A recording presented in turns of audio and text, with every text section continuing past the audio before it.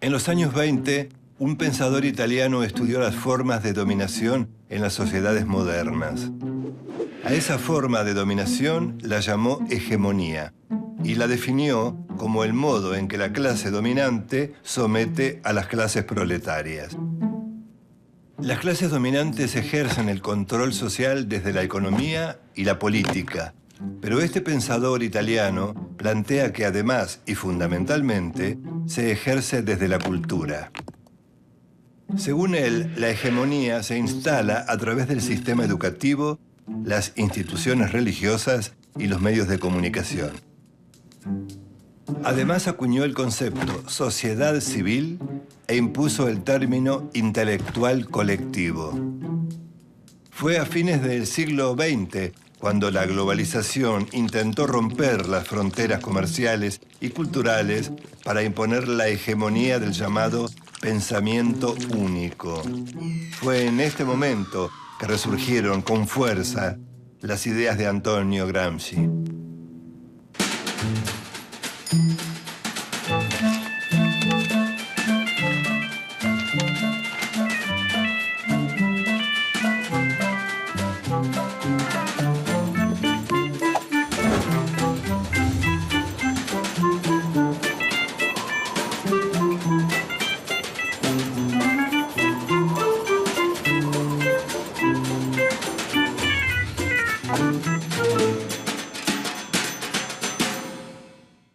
El pensamiento de Gramsci se convirtió en una herramienta fundamental para todos esos movimientos que rechazaban la globalización del capitalismo.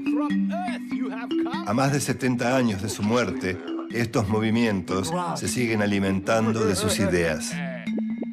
Antonio Gramsci nació el 22 de enero de 1891 en la isla de Cerdeña, al sur de Italia. Durante su adolescencia se instaló en Turín, donde se afilió al Partido Socialista Italiano. Ingresó a la universidad, pero dejó sus estudios y se dedicó al periodismo, donde se destacó por su lucidez intelectual.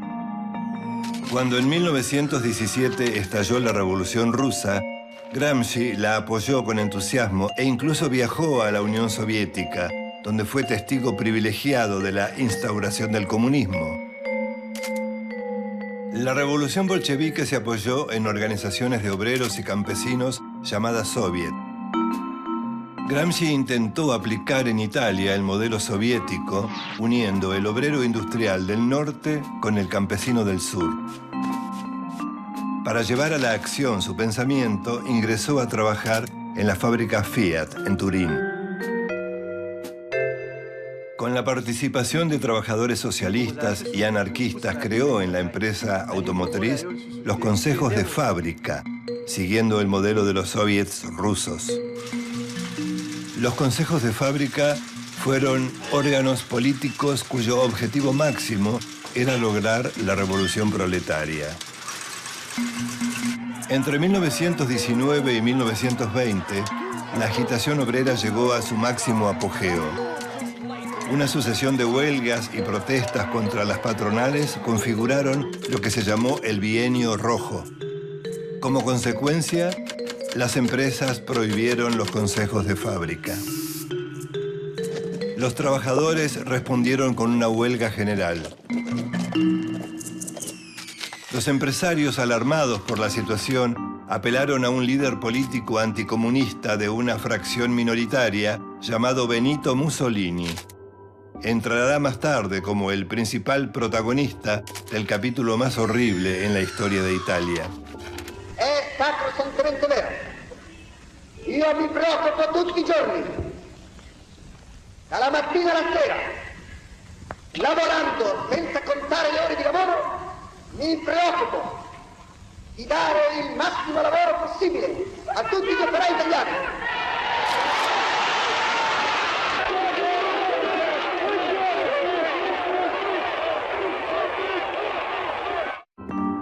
Mussolini tenía su propia fuerza de choque llamada los fascios, de donde saldrá más tarde la palabra fascista.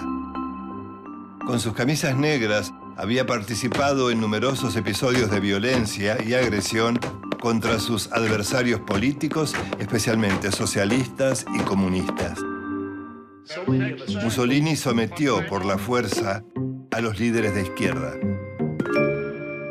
A partir de estos episodios, las arengas revolucionarias de Gramsci se hicieron más extremas.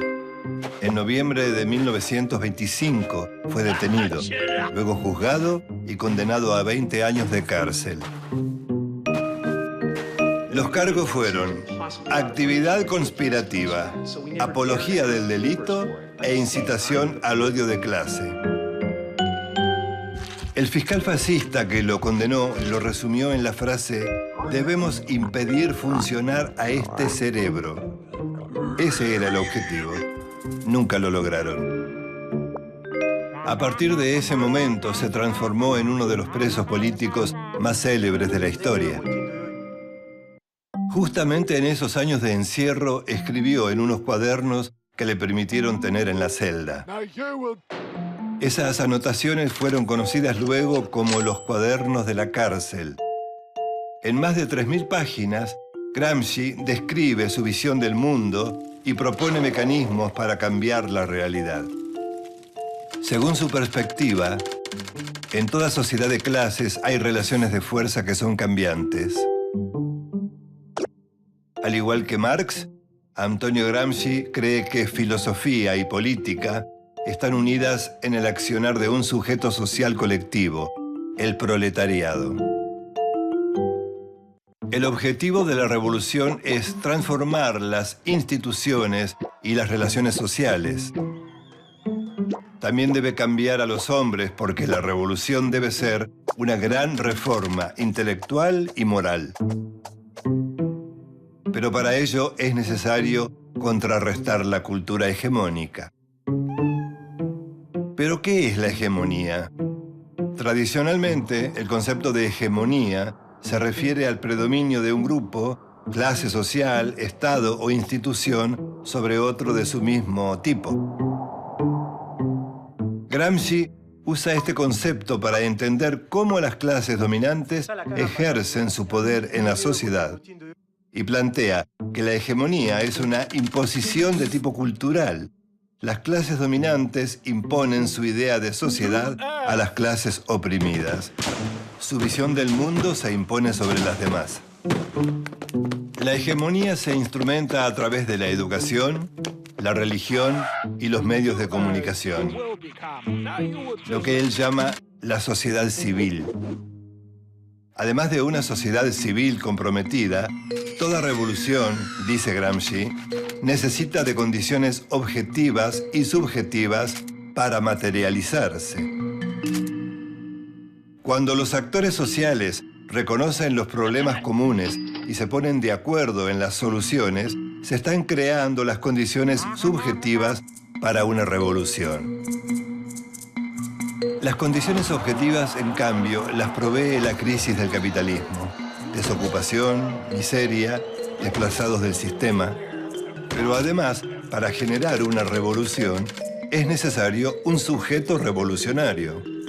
El sujeto revolucionario es un sujeto colectivo.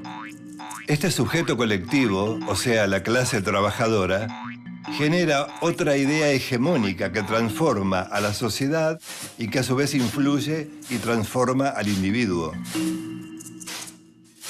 Esto lleva a otro concepto fundamental de Gramsci: la filosofía de la praxis. No se puede separar al sujeto del objeto, tampoco el ser del pensar y el hacer. La praxis es el territorio donde se unen la idea y la acción. La praxis revolucionaria propone una idea de contrapoder.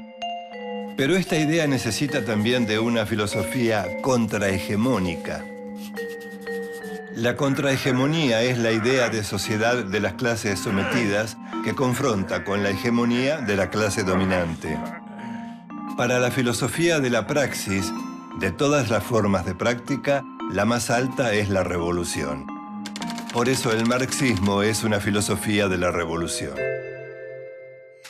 Antonio Gramsci murió luego de una larga enfermedad El 27 de abril de 1937, con tan solo 46 años. Los 32 cuadernos de la cárcel contienen reflexiones y apuntes elaborados durante su reclusión. Es un testimonio lúcido y duradero que aún sobrevive en los múltiples movimientos de resistencia político-culturales en todo el mundo. A finales del siglo XX, las manifestaciones contra la globalización capitalista vieron emerger a la sociedad civil y sus ideas contrahegemónicas. Sindicatos, trabajadores desocupados, estudiantes, campesinos, indígenas, feministas, ecologistas y minorías sexuales. Estos movimientos, cada uno con sus reivindicaciones, son continuadores del pensamiento de Antonio Gramsci. Gramsci propuso actuar con el optimismo de la voluntad, porque el socialismo es esperanza. Su vida y su lucha están marcadas por su férrea convicción de que el mundo es como es, pero que también puede ser de otra manera. Y esa es la misión: cambiarlo.